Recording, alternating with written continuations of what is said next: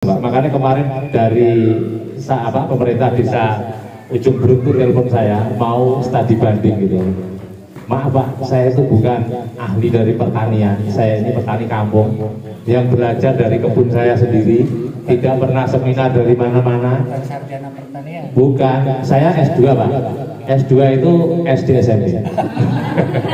Jadi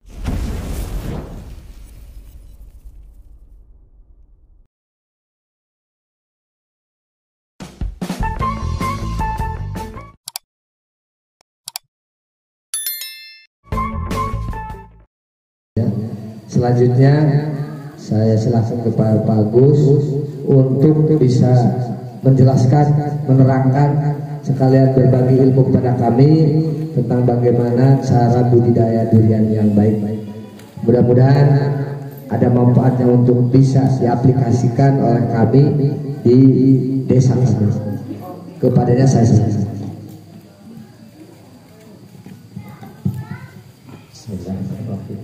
Assalamualaikum warahmatullahi wabarakatuh.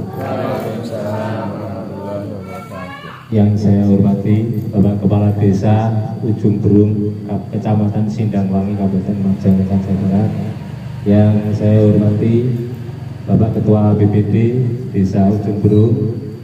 Yang saya hormati kelompok tani dari Desa Ujung Berung dan semua yang hadir di sini. Saya ucapkan banyak terima kasih atas kehadirannya di kebun durian Agus Widodo. Pertama-tama, mari kita panjatkan puji syukur kehadirat Allah Subhanahu wa Ta'ala bahwasanya kita masih diberi kesehatan, keselamatan sehingga berkumpul di Joglo Durian Agus Widodo. Salawat salam kita aturkan kepada junjungan kita Nabi Agung Muhammad Rasulullah Sallallahu Alaihi Wasallam yang kita nantikan syafaatnya di yaumul kiamah nanti. Perkenalkan, nama saya Agus Widodo, pemilik kebun durian Joglo Awe ya Pak. Saya beri nama itu Joglo Awe. Joglo itu rumah khas Jawa. Saya di Pati Pak.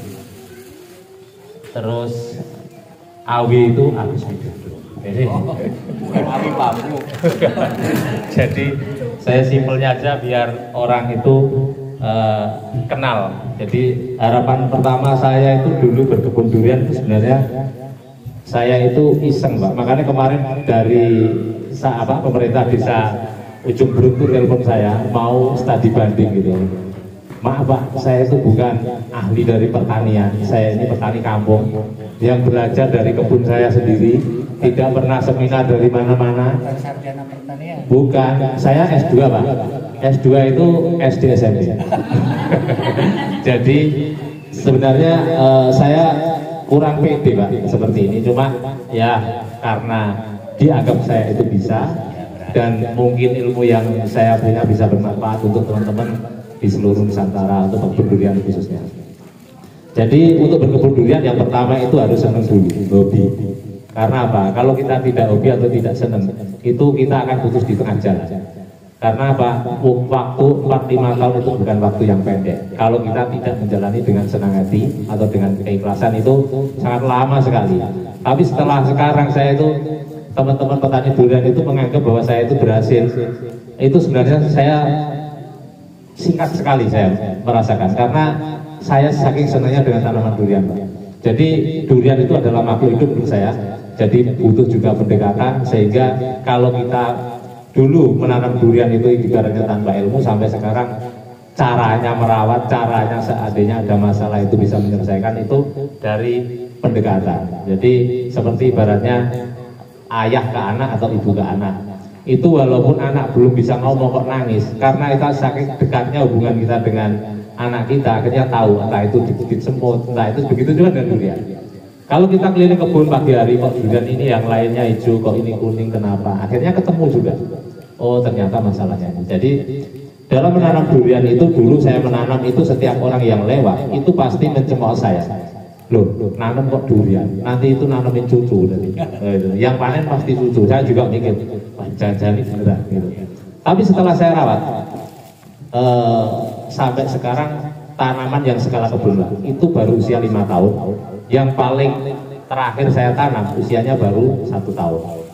Jadi setelah kita jalan selama dari mulai 3, 4, 5 tahun itu Pak, tahun ketiga sudah belajar berbuah. Belajar dalam artian dalam skala kebun kita nanam 50 pohon bisa berbuah di usia 3 tahun itu 15 pohon. Di usia keempat itu bisa berbuah di 50% pohon durian saya, dan di usia kelima alhamdulillah sudah 90%. Jadi dari perhitungan awal kita menanam durian itu memang pertanyaan kadang sekarang yang paling saya nggak suka, paling jengkel Pak, itu memang Pak, saya mau nanam durian, beli bibit yang 2 tahun supaya bisa pulih modal. Padahal itu kita upload YouTube itu lengkap dari awal sampai akhir. Harusnya memang prosesnya dulu Pak. Tanaman itu tumbuh dulu, subur dulu, baru mikir hasil. Hasil itu pasti akan menyesuaikan Pak. Nah, dari menanam durian yang pertama harus disediakan yaitu air. Yang paling penting air. Mungkin dari tadi pengalaman 10 tahun belum besar, 10 tahun belum berbuah maksimal. Itu mungkin perawatan dari awal salah satunya kurang air. Nah, itu tidak disiram. Terus yang kedua, pemilihan bibit. Bibit yang kita pilih itu harus bibit yang unggulan. Unggulan dalam artian harganya juga bagus, pemasarannya mudah. Terus yang ketiga, olah tanah atau penggemburan tanah. Nah, penggemburan tanah bertujuan supaya akar itu mudah berkembang. Kalau tanahnya sering kita cangkul, kita lebarkan, kita gemburkan, itu tanaman akan mudah berkembang. Dengan berkembangnya akar, maka batang dan cabang juga otomatis semakin besar. Jadi kalau kita menanam durian itu dari ahli yang benar-benar ahli pertanian, mungkin dari bangku sekolahan sama kita yang bilang memang agak sedikit berbeda. Tapi itu yang dari ahli tadi tanpa petani yang kayak kita, petani kampung yang memang praktek juga nggak jalan, kayak kita juga membutuhkan yang dari ahli tadi kan. Itu kita harus klop. Karena apa? Karena kalau kita itu merawat tanaman itu dari olah tanah dan air, dan sebagian itu taunya tanaman cepat besar itu pupuknya apa? Itu pertanyaan yang paling banyak. Pupuknya apa Pak? 3 tahun sudah berbuah. Padahal kalau pupuk ya umum Pak. Umum, maksudnya umum ya, orang pakai itu ya kita juga sama. Jadi itu tadi, nanti kalau seandainya ada pertanyaan atau mungkin nanti bisa keliling kebun di situ, jadi saya bisa menjelaskan apa yang ditanyakan, apa yang dikeluhkan, dan bagaimana supaya caranya tanaman itu cepat besar dan cepat berbuah. Jadi sebenarnya kalau saya menyampaikan Pak, itu tanaman itu bagusnya berbuah itu di usia 45 tahun. Bagusnya itu di usia 45 tahun. Jangan sampai di usia 2 tahun, 3 tahun kayak ini berbuah. Sebenarnya itu malah kurang bagus Pak. Malah kurang bagus. Cuma kalau sudah kelihatan pohonnya kemarin tak lihat kok kuat, masih aman ya kita pertahankan. Cuma seandainya pohonnya kalah ya tetap kita buang. Karena apa? Kalau kita perawatannya itu full, airnya cukup, pengemburannya cukup, terus pupuknya cukup, itu tanaman di usia situ masih pertumbuhan Pak, masih masa-masa pertumbuhan. Belum masanya berbuah. Belum masanya berbuah. Tapi kemarin karena cuaca mungkin Pak panas, dan di sini memang kita pembesaran bibit kemarin itu banyak sekali. Akhirnya yang di lahan itu sedikit kita tahan-tahan penyiramannya dan keluar bunga. Tapi saya lihat itu aman, jadi saya biarkan sampai sekarang ini. Terus untuk perawatan sendiri, durian itu memang tergolong mahal dibandingkan tanaman lain. Mungkin kalau nanam mangga masuk musim hujan tanam, mungkin tahun berikutnya juga akan nyiram Pak. Tapi kalau durian itu harus nyiram terus. Terus biaya itu tadi saya sudah kasih engkringan, kalau di rata-rata taruh 600 itu paling boros. 600.000 per pohon 1 tahun itu taruh paling boros Pak. Karena dulu saya pernah merawat setengah hektar 50 pohon itu, saya siram sendiri, saya rawat sendiri, hanya membutuhkan tenaga 1 orang, itu pun tidak mesti seminggu itu saya suruh sekali, itu saya mampu. Jadi kalau memang benar-benar niat, sebenarnya yang paling banyak kan di tenaga, itu bisa diminimkan lagi. Gitu. Itu saya Pak. Terus dengan pengalaman itu kita menghitungnya jangan ke 3 tahun Pak. Saya kalau menghitung ke 5 tahun. Jadi di usia 5 tahun tanaman saya amati. Jadi kalau mungkin di YouTube yang lain itu tanam 100 pohon, ada yang berbuah 60. Wah ini coba kalikan 100 pohon langsung gitu. Kalau saya tidak. Jadi di antara 100 pohon itu sebenarnya kita kadang ambil video itu ada yang berbuah. Memang kalau bikin konten Pak ya, berbuahnya yang kita kasih biasanya milih yang paling banyak. Tapi kita keliling. Ada yang 30, ada yang 40, ada yang 10, bahkan ada yang tidak berbuah, ada yang 60, 50 itu. Akhirnya kita rata-rata itu bisa di usia 5 tahun itu bisa 30 butir. Rata-rata bisa 30 butir kalau saya rawat. Dari jumlah 100 pohon. Ya, dari jumlah 100 pohon. 30 butir di usia 5 tahun. Sedangkan kita sudah mengeluarkan biaya 3 juta lah, 6 kali 5, 3 juta. Satu pohon. Kalau 30 butir sebenarnya kita hanya di tahun kelima itu separuhnya nggak ada. Kalau apalagi OC ya, itu mungkin butuh 10 kan, 10 durita hektar. Itu hanya butuh 10 butir, jadi sisanya udah milik kita. Itu kita bikin rata-ratanya tadi. Dan di tahun-tahun sebelumnya itu kalau perawatannya bagus, mungkin Bapak lihat sendiri di sini yang 3 tahun sama 2 tahun itu sudah berbuah. Tapi itu kan kita ngitungnya yang 5 saja Pak. Baru yang ke-3, ke-4 kalau lagi rezeki bagus itu bisa bonus untuk menutup biaya tadi.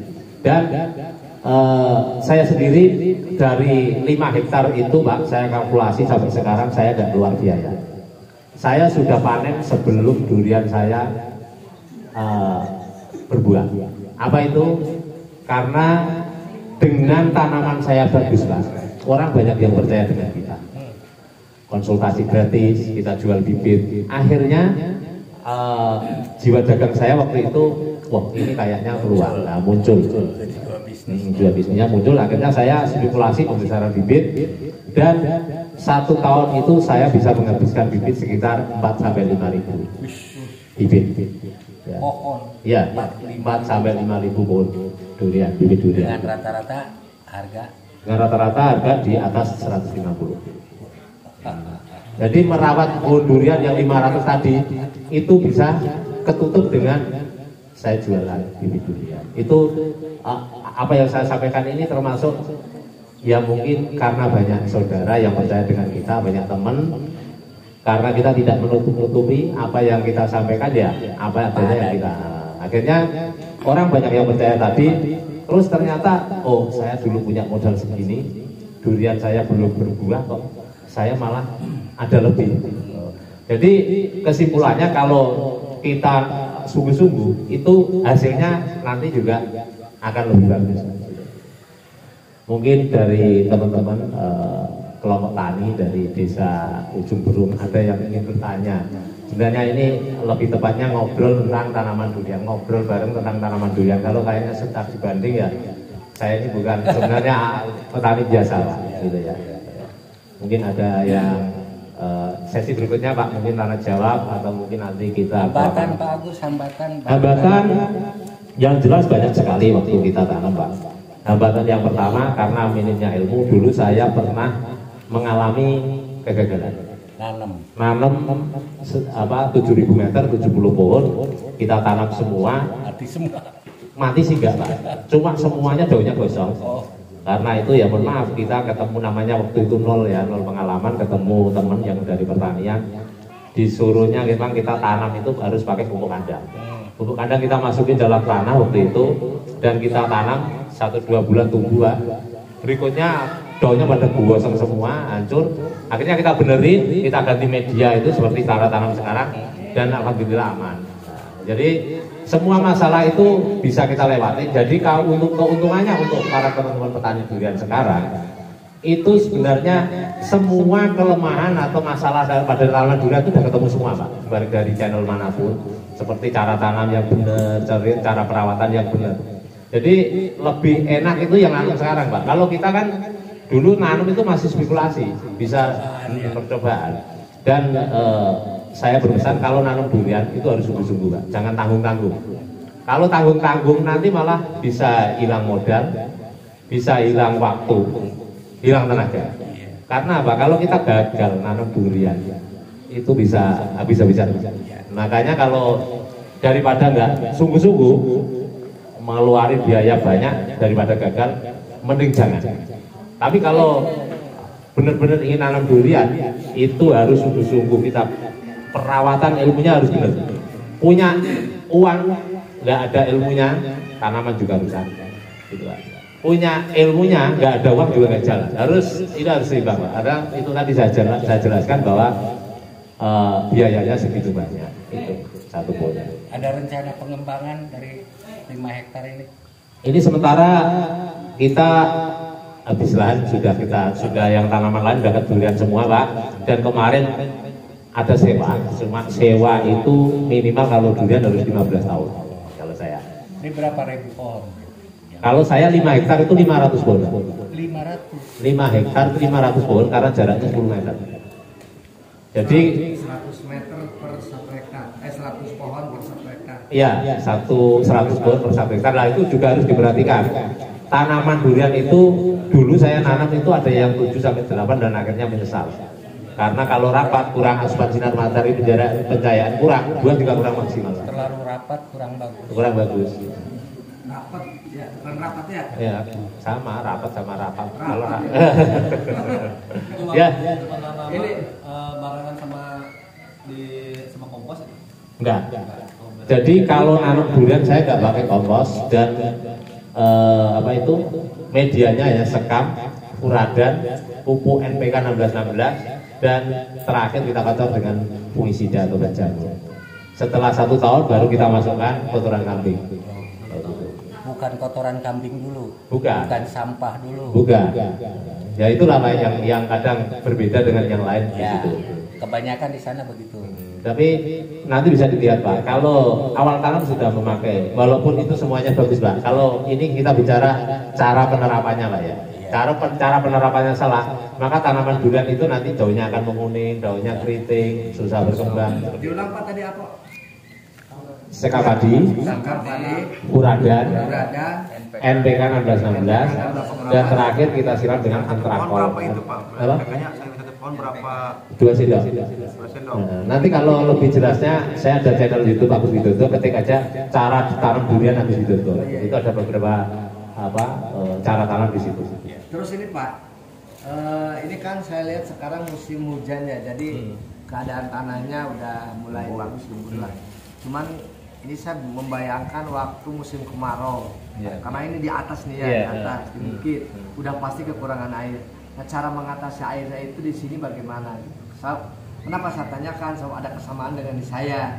Kalau bikin sumur nanti berapa ratus meter, untuk lahan segini luasnya nanti debit airnya berapa gitu ya.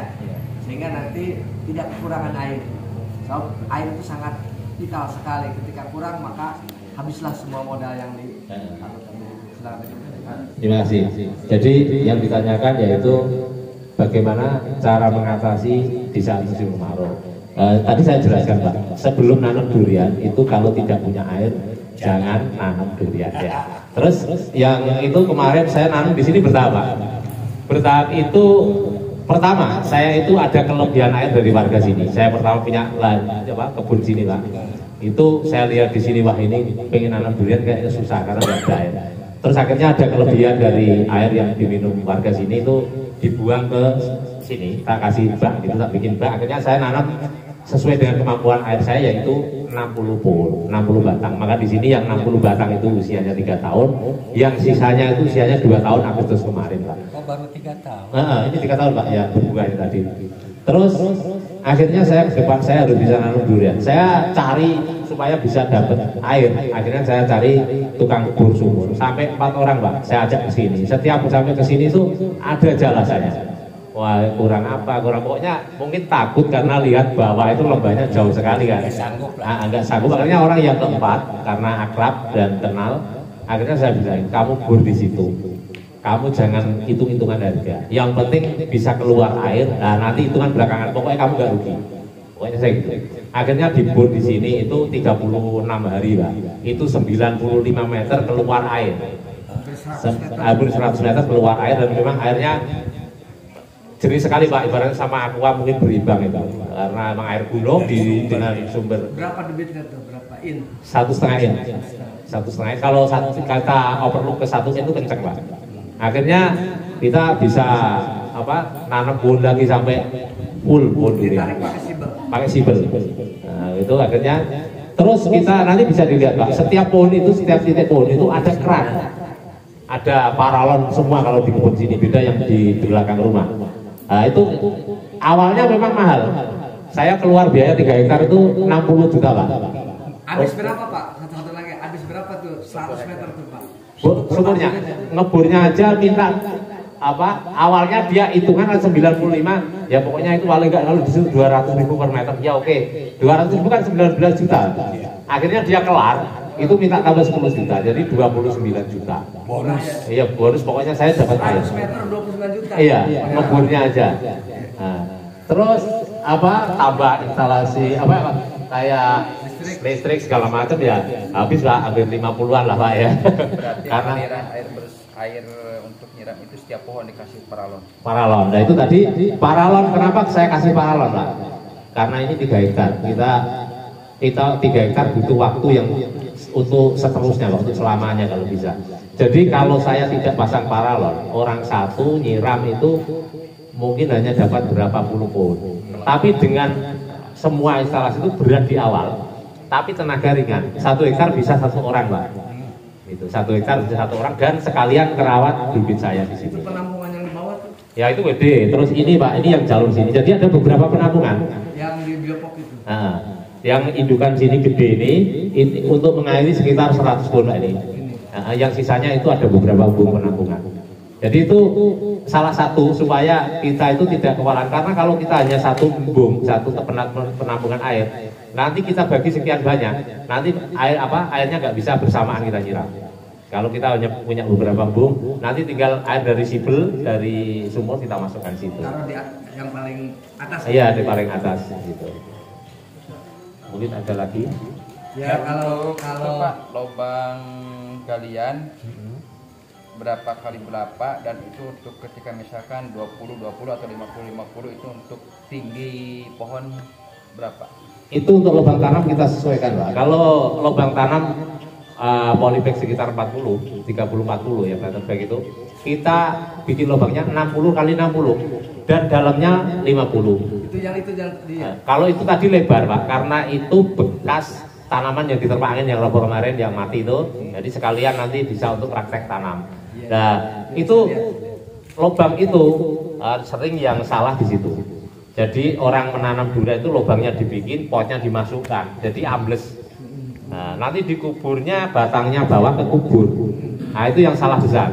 Jadi setelah dilubangi, dicampur dengan media sekam tadi, furadan tadi, kita masukkan sampai hampir rata dengan permukaan tanah. Jadi hanya 1/4 atau bahkan nangring di atasnya, baru kita bikin gundukan lebar. Jadi supaya kita kalau sekarang itu trennya nanam busur. Jadi tujuan apa? Kalau dulu nanam busur, kita itu nanti keterpaannya roboh kalau nanamnya nangring di atasnya gitu. Padahal itu berbanding terbalik. Kalau sudah saya praktekkan, rata-rata tanaman saya roboh justru yang tanamnya terlalu ke bawah. Karena saat curah hujan tinggi, genangan air di situ banyak, di dalam terlalu banyak air terjadi busuk akar, begitu kena angin tanamannya roboh. Nah, beda dengan tanaman yang di atas, itu saat penghujan itu airnya dia mudah keluar dari situ, dan saat kemarau tinggal kita bikinkan ring di atasnya.